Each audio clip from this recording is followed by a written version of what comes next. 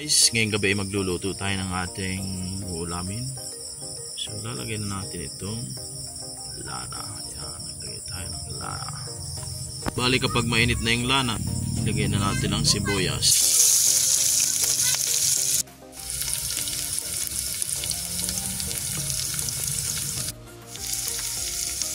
Ilagay na natin itong balunan.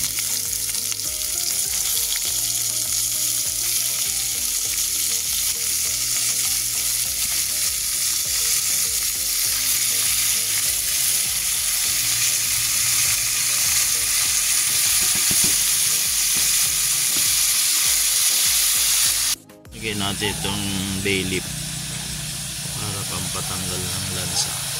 Maglagay na tayo ng pampalasang toyo para manood na ang lasa sa bawat parte.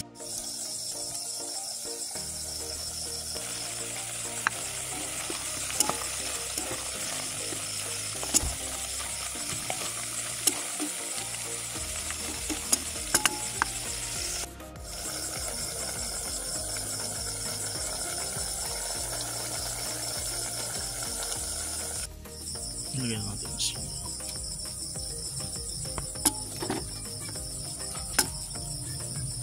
Timplahan natin ang dilaw na pampalasa.